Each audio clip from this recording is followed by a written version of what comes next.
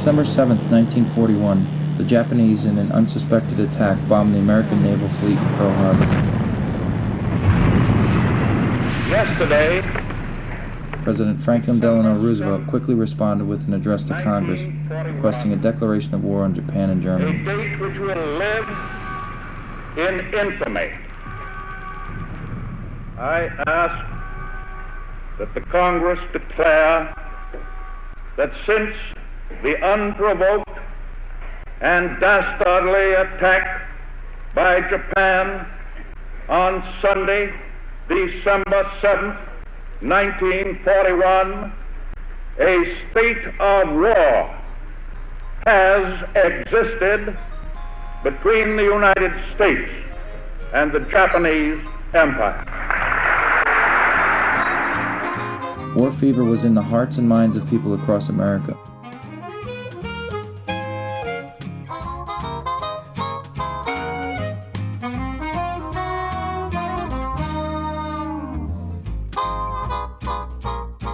Knowing that our young ones would be needed to carry out the war effort in what Doris Kearns Goodwin called no ordinary times, our greatest generation rose to the occasion and enlisted in masses, knowing that undoubtedly American lives would be lost.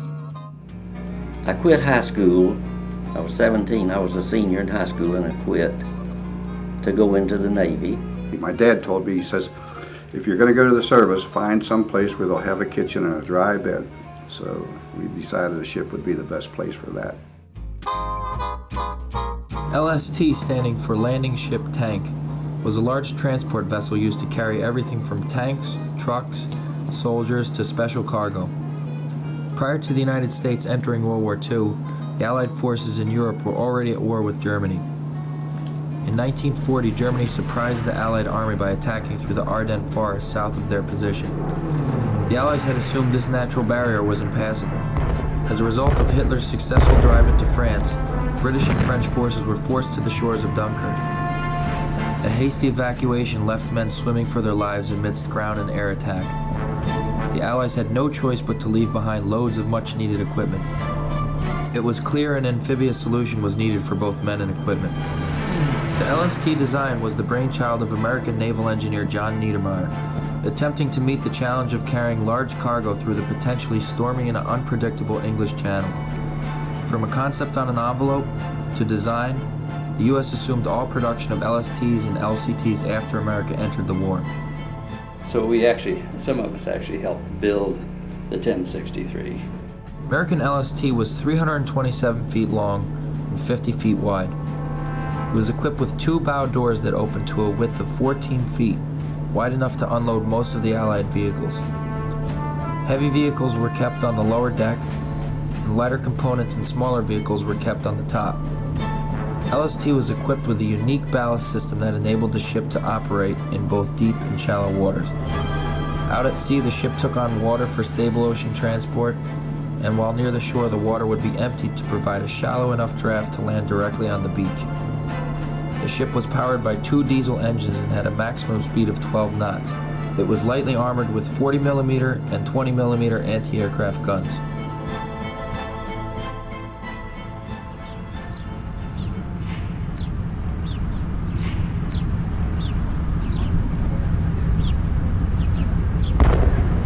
June 6, 1944, the Allied forces led by American General Dwight D. Eisenhower invaded the beaches of northern France in the famous battle known as the D-Day invasion. Both Hitler and Napoleon before him attempted and failed to attack across the English Channel. The LST and the smaller sister ship, the LCT, landing craft tank, were critical to Eisenhower's strategy. Without it, he said, the whole strategy of the war would have been different. Dorsey Maynard captained one of the American LCTs during the invasion. Every LCT got an extra officer, stand guard, so we could operate 24 hours a day, except 3 of us. I had to operate 62 hours without sleep. Get your anchor up, you got to get to work. And the guys told the fellow that I hadn't slept for so long, so I said, okay, let him sleep till 6 o'clock and then start. So they let me sleep till 6 o'clock, and we started again. When we saw these shells hitting, we moved over to the right about 100 yards and landed there. And We got some shrapnel from the shells, but no real damage was done. Then after that, we would go out and unload LSTs, unload cargo ships, and sail those in. The crew of the 1063 first crossed paths in Camp Bradford, Virginia, for training and then departure to the Pacific. From different parts of the country, they all came to board their ship and meet each other for the first time. And here we are, a bunch of skinny-necked kids, you know, standing there looking at each other. We were all strangers, and that's how it all began. We were then the crew of the 1063. While we were at Bradford, see, I'd been there a year and a half, and the crew was all young, and when I met them, my friend Bob Colson, who I was very closely with on the ship, he saw me with my dungarees that faded out because they're washed and all that, and so he thought I was an old salt. You know, I've been in the Navy a long time, and I hadn't. The only CD I ever had was going to the Little Creek Ferry to get a ride across the Cape Charles, Virginia, to go home on Liberty to my family, my mother and father. On April 14th, 1945, in Hampton Roads, Virginia, the LST 1063 loaded sensitive materials that may have caused danger to surrounding ships if targeted. Typically, LSTs would travel in fleets with other Navy ships, but because of the material contents aboard, they were instructed to make the mission to the Pacific solo. And this cargo, some of this sensitive cargo was placed in there. The captain said, "Oh, who's going to be the commodore of the convoy?" And he says, "You are." And he says, "I am just a full lieutenant. How come?" He says, "You're going by yourself." He says, "Because the cargo you're carrying would be too dangerous to go in a convoy. If you were hit, the whole convoy would go up." And so we went down through the eastern seaboard to Panama, and then over to Pearl Harbor, where we got rid of this ammunition, whatever it was, these explosives. By early May, the 1063 and its crew had reached the Panama Canal, an ethereal crossing that entered the ship into the war in the Pacific. The Pacific theater of war was active with Japanese submarine attacks, kamikaze attacks, bombers, and the full breadth of the Japanese naval forces. Any American ship anywhere in the Pacific could have been attacked at any time. John F. Kennedy's PT boat was sunk in these waters, forcing him and his crew to swim 9 miles to the nearest island. 800 crew members of the USS Indianapolis were cast into the Pacific for 4 days. 317 survived. Most were eaten by sharks or died of dehydration. May 8, 1945, President Truman announced the Allied victory in Europe. Russian forces drove the German army out of Eastern Europe and had already occupied 1/3 of East Berlin. From the west, the British and American soldiers had pushed the Germans out of France and across the Rhine River back into Germany. Hitler's grand plan to rule all of Europe and maybe the world came to a close. April 30th, 1945, surrounded on both fronts, Adolf Hitler shot himself in his bunker. The 1063 was en route to Pearl Harbor when they heard the news of the Allied victory in Europe, and they all celebrated with a round of ice cream. But the war in the Pacific was still raging, and the future for the shipmates was uncertain. Would they survive these treacherous, evil waters? Wednesday, May 23, 1945, they passed through the net gates of Pearl Harbor. On the beautiful scenic island of Hawaii, the crew had plenty of time over the next 9 days to enjoy themselves on liberty. From the beautiful island of Hawaii, the very location of the infamous attack on Pearl Harbor, the crew headed off for Seattle, Washington, unbeknownst to the crew at the time, to load up with needed supplies for the invasion of Tokyo. While at port, there was work to be done repairing the ship and its engines, loading and unloading cargo, painting, cleaning, and restocking supplies. My job was to make sure that we posted the Liberty list and make sure that we got our mail and make sure that we prepared to transfer people who needed maybe hospitalization or maybe take on new personnel. So it seemed like I was very busy in port and not busy at sea. We were sent down to an area known as a shaft alley, and that's the area where that goes from where the engine room is back to where the propeller is, and it's a long, narrow compartment. And this big, shaft is probably 10 inches in diameter. And on the end of the shaft is the propeller seat, and it keeps rotating. Anyhow, we were sent down there to paint it, and it was a very confined area, and we must have had 10 guys down in there painting. And there was no ventilation, and it was all oil paint. And you can imagine, if you've ever been confined with oil paint and turpentine, it eventually begins to get in, you get dopey after a while. And we got to singing and having a big time down there. We're not sure we were doing any painting, but we were having a good time, and the chief who was in charge of us wasn't there. But he happened by up along the main deck, and there was a ladder area that went, a hatch that went up to the main deck, and he heard us all down there singing and laughing, having a big time. He came down, gave us hell, and he says, you guys are going to have to straighten out and just continue to, do what you're supposed to do. And he says, I'm going to stay here with you. And it was only 10 minutes, and he was in the same shape as the rest of us. So I remember that very well. It was fun. Since World War II, I've always tried to look back on that with, a little humor. It was a serious situation, but I've always tried to be humorous about it, as you know. President Truman was faced with the task of mopping up post-war Western Europe while simultaneously making the decision to use the deadliest weapon ever created. On August 6, 1945, at the Potsdam Conference in Western Germany, engaged in negotiations over the fate of Western Europe with Joseph Stalin of Russia and Winston Churchill of England, Truman gave the order to use the bomb as needed, but not before August 8, 1945.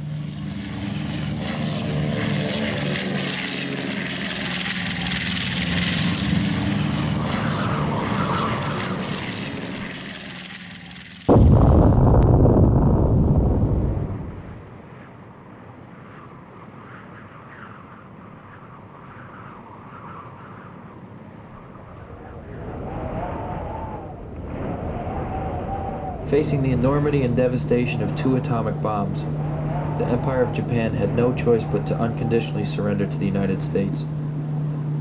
September 2nd, 1945, aboard the USS Missouri, Foreign Minister Mamoru Shigemitsu, General Yoshijiro Umezu, and General Douglas MacArthur signed the Instrument of Surrender, 8 paragraphs outlining the full capitulation of the Empire of Japan. Presiding at the surrender ceremony was Supreme Allied Commander General Douglas MacArthur. Are gathered here representatives of the major warring powers to conclude a solemn agreement whereby peace may be restored. The issues involving divergent ideals and ideologies have been determined on the battlefields of the world, and hence are not for our discussion or debate.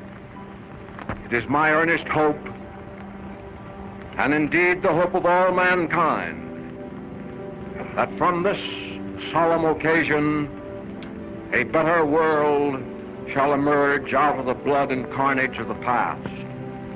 A world dedicated to the dignity of man and the fulfillment of his most cherished wish for freedom, tolerance, and justice. Let us pray that peace be now restored to the world, and that God will preserve it always. These proceedings are closed.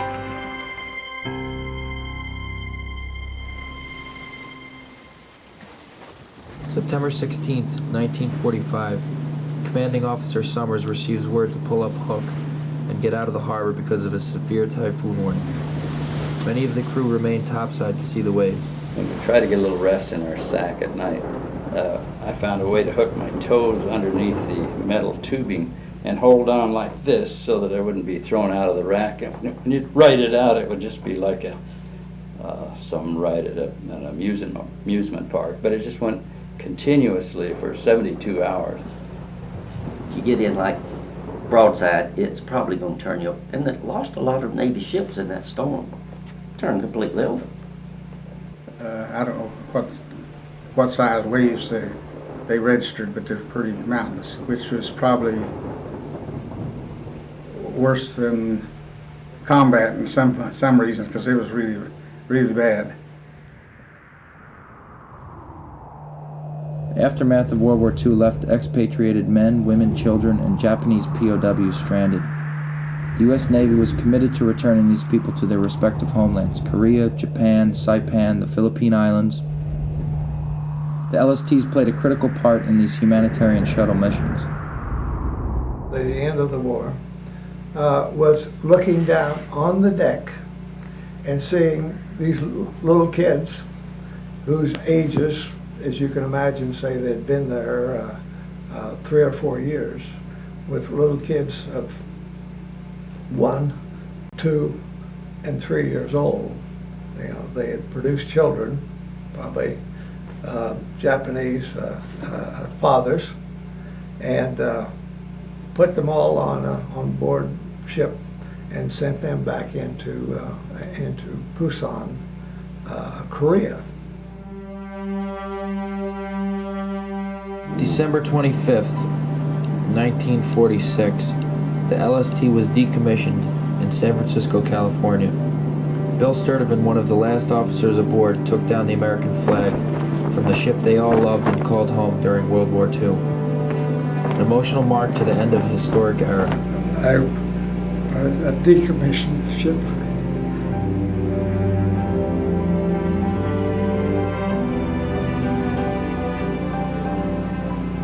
And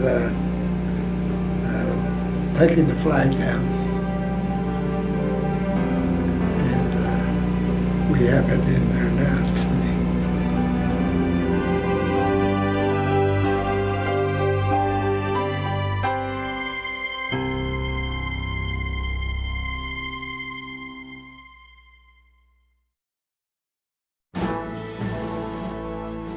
The war was over.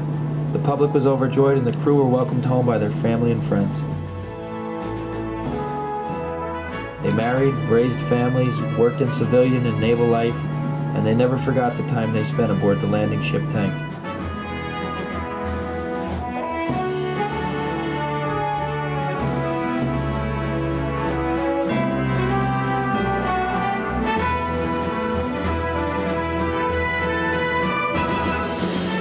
Wow, my hat's off to you. I really want to take this opportunity to thank all of you personally for what you've done for this country during the Second World War, which was the most important war that we all were ever involved in. Morris, this is Mike Reagan. I just want to thank you for serving in the Second World War aboard an LST. What a great job you did. And to show you my appreciation, I'm going to give you a grandson. And you know what these are? This is the coin. This is the official coin of the USS Ronald Reagan, named after my father. Thank you for serving. You have given us the greatest gift of all, freedom. So I light this candle for freedom. I light this candle for the men who fought and died in Normandy. I light this candle for the Koreans who fought in World War II. I light this candle to honor the men who liberated the concentration camps. I light this candle for my father and his courage in fighting with Americans in the Vietnam War. I light this candle for my uncle who fought for our country. I light this candle for Filipino Americans. I light this candle for the men who served aboard the landing ship tanks during World War II.